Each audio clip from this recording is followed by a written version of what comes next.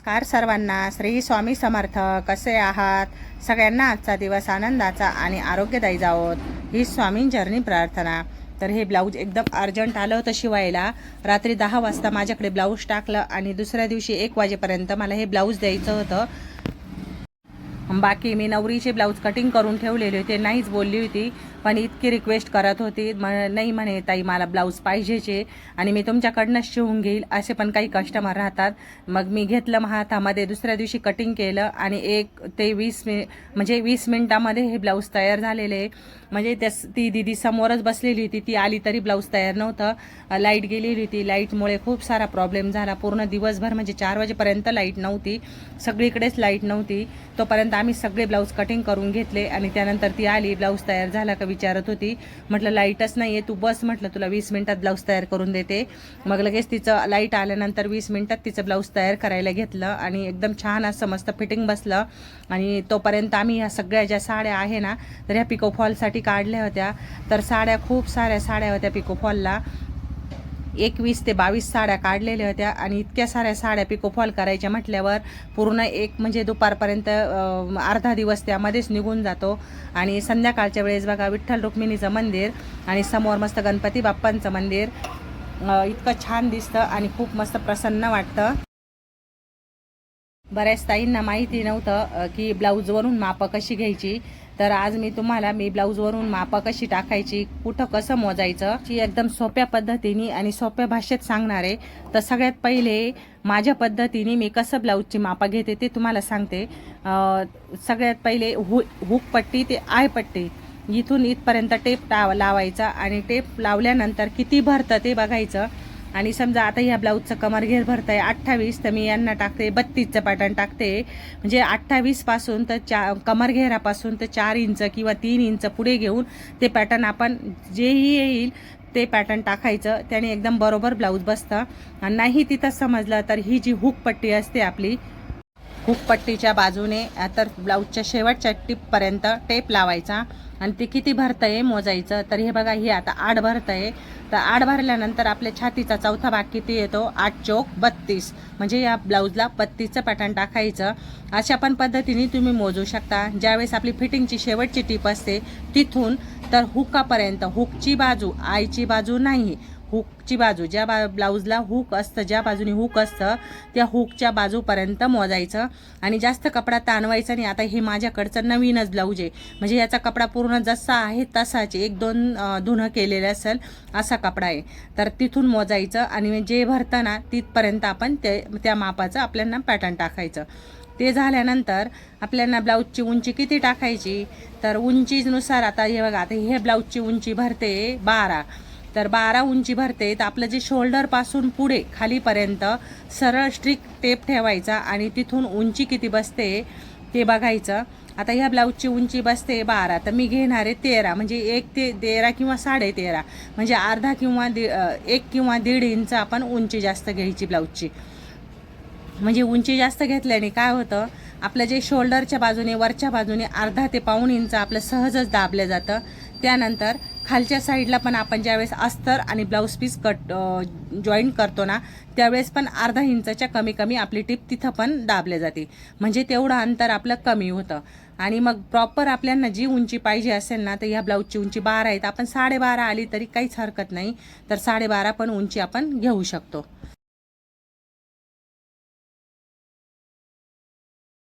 उंची मोजून झाल्यानंतर तसा स्टेप ठेवून आपला पाठीमागचा गळा किती येतो मोजायचा. तर सरळ भागामध्ये आता हा गळा येतोय 8चा, तर आपण कटिंग करताना 9चा घ्यायचा, म्हणजे 1 इंच गळा जास्त घ्यायचा. तेव्हा प्रॉपर आपला गळा तयार होतो, म्हणजे माप पण कमी जास्त होत नाही आणि व्यवस्थित ब्लाऊज बसतं. आता त्यानंतर आपलं हे ब्लाऊजचं बाही मोजायची. बाही किती आहे, 3 किंवा 3.5, 1 इंच जास्त टाकायची. कुठलीही बाही टाकताना 1 इंच जास्त टाकायची. आता इथं मी शोल्डर मोजते, तर शोल्डर हे ब्लाऊजचं किती आहे, 2.5चं शोल्डर आहे, तर आपण टाकताना 3 इंच घ्यायचं, म्हणजे अर्धा इंच तिथं पण आपलं दाबलं जातं. म्हणजे आता ज्यावेळेस आपण हे 32 छातीचं पॅटर्न काढतो, तर शोल्डर टाकताना 5.25चं शोल्डर टाकायचं, म्हणजे उतरत नाही आणि काहीच नाही, एकदम फिटिंग शोल्डर बसतं. स्लीव्ज मोजून घेतली. आता ही बसते 3ची, तर मी टाकणार आहे 4ची. 1 इंच स्लीव जास्तच ठेवायची कटिंग करताना. आणि अस्तर आणि ब्लाऊज पीस जोडून झाल्यानंतर मग परत एकदा आपण माप चेक करायचं. आणि त्यानंतर थोडंफार कटिंग जास्त वाटत असेल तर थोडंसं नॉर्मलचा कट मारून घ्यायचा.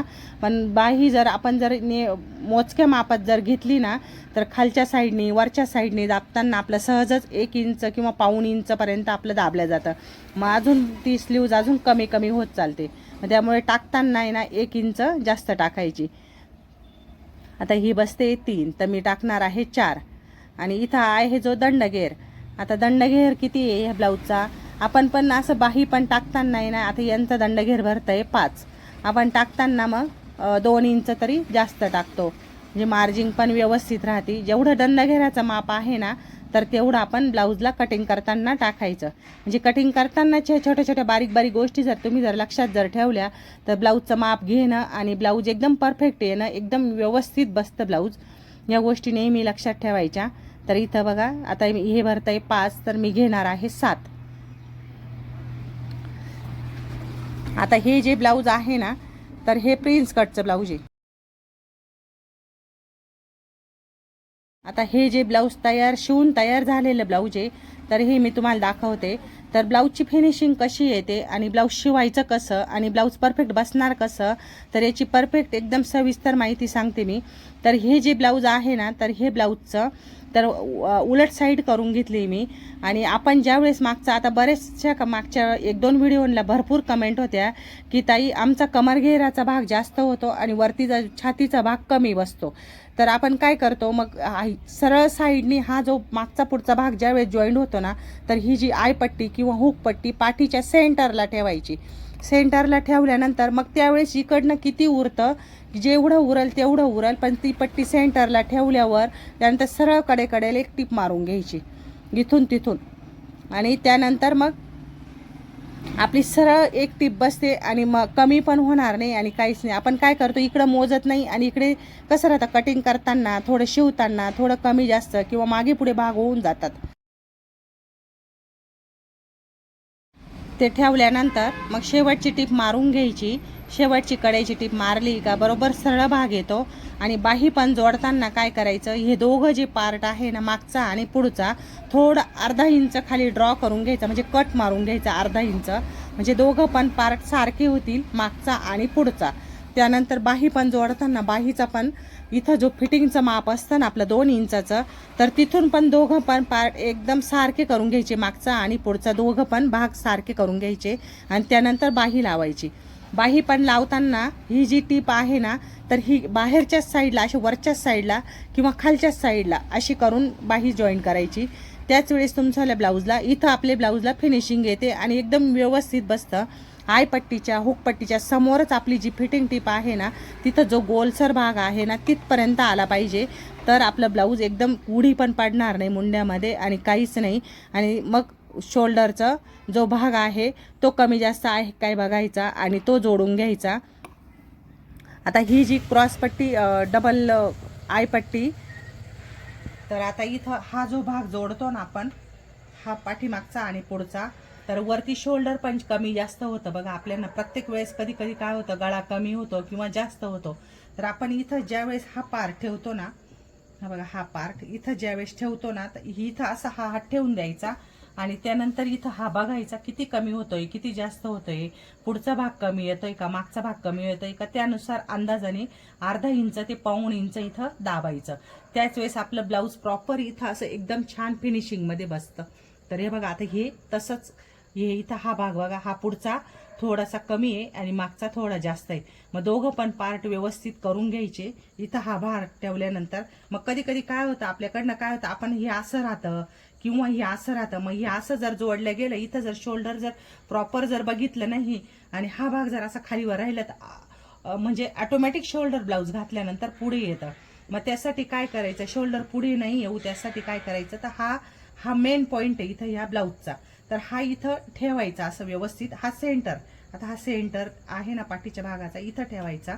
आणि त्यानंतर मग इथं हे असं करून घ्यायचं आणि कमी जास्त येत आहे का त्यानुसार आपण अर्धा ते पाऊण इंचापर्यंत आपण शोल्डर दाबायचं.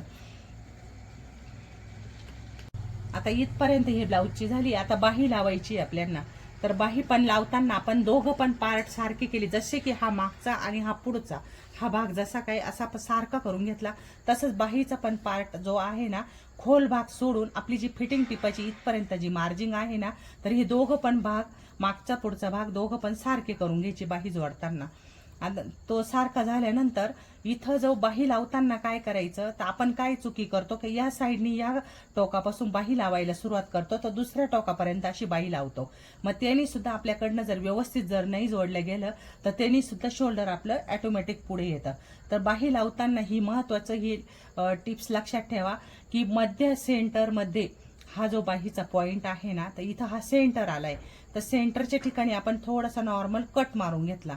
कट मारल्यानंतर अर्धा भाग पुढच्या साईडला, खोल जो भाग आहे ना ब्लाऊजचा, तो पुढच्या साईडला, आणि जो मोठा भाग असतो ना, तर तो बॅक साईडला. असं हे तर सगळ्यांनाच माहिती असेल बाही कशी जोडायची. तर ह्या पद्धतीने जर तुम्ही जर बाही जर जोडली ना, तर तुमचं ब्लाऊज एकदम प्रॉपर एकदम व्यवस्थित फिटिंग बसेल. आणि इथं जो भाग खालीवर होतो ना, ते बघा इथं, तर हा भाग खालीवर होणार नाही, का जेणेकरून हा मागचा आणि हा पुढचा भाग आपण बाही लावायच्या आधी जर इथं जर कट केला, तर हा भाग अजिबात खाली होणार नाही. ते झाल्यानंतर तर इथं आता पायपिंग करताना, तर पायपिंग करताना तुम्हाला गळा किती कोरायचा हा पण काहींना तो अंदाज नसतो. तर आपला जो गळा आहे ना, तर हा इथपर्यंत गळ्याला अजिबात कोरायचं नसतं. इथून खाली आपल्याला किती गळा खाली घ्यायचा, वर घ्यायचा. मापाचं जर ब्लाऊज असेल तर त्या मापाच्या ब्लाऊजने इथलं हे पूर्ण माप मोजून घ्यायचं, आणि त्यानंतर मग आपल्या ह्या गळ्याला पॉइंट करत करत टिप मारून मारून त्यानंतरच कट करायचा, किंवा आधी टिप मारल्यानंतर कट करायचा. आधी डायरेक्ट कातर लावायची नाही. गळा तुमचा मोठा होऊ शकतो किंवा इकडे तिकडे कातर जाऊ शकते. आणि कुठल्याही ब्लाऊजचा कपडा कसा सिल्क असतो, सिल्क असल्यामुळे तुमच्याकडनं ब्लाऊज मोठा होऊ शकतो. त्यासाठी काय करायचं, आधी पहिले गळ्याला खडून अशी पॉइंट करून घ्यायची. पॉइंट केल्यानंतर टिप मारून घ्यायची. टिप मारल्यानंतर तुम्हाला लगेच अंदाज येईल की ब्लाऊजचा गळा किती कट करायचा. तर कमीत कमी अर्धा इंच खाली आपण असा इथून हा थोडासा गळा कोरून घ्यायचा. इथं आपण जर गळा कोरला नाही ना, तर असं पुढच्या साईडला गळ्याच्या बाजूला आहे ना, असं ब्लाऊज बांधल्यासारखं होतं. त्यामुळे हा जर थोडासा अर्धा इंच जर गळा जर कोरला, तर खूप छान फिनिशिंगमध्ये खूप छान बसतो हा ब्लाऊज. तर तुम्ही अशा पद्धतीने कट करून बघा. बऱ्याच दिवसापासून आहे ना, रात्रीचे 12 ते 1 वाजतोय, इतकी सारी गर्दी दुकानामध्ये. आणि कस्टमरला नाही बोललं की कस्टमर बोलतं की ताई आम्ही तुमच्याकडेच पहिल्यापासून शिवतो, तुम्ही कसं काय नाही म्हणता. हेच करून करून खूपच गर्दी झालेली. एकेका घरातील बरेचसे सारे ब्लाऊज आहे लग्नाचे. आता हे पण ब्लाऊज शिवते रोज संध्याकाळी ब्लाऊज शिवून, आणि दिवसभर खूप थकवा येतो. पण मग आता हे टायमिंग ब्लाऊज देणं गरजेचं आहे. तर चला, तुमच्याकडे पण अशीच गर्दी आहे का? तर व्हिडिओला लाईक करा, शेअर करा, आणि अशाच नवनवीन व्हिडिओसाठी आपल्या चॅनलला सबस्क्राईब करा. चला भेटूया अशाच नवीन व्हिडिओमध्ये. तोपर्यंत सर्वांना श्री स्वामी समर्थ.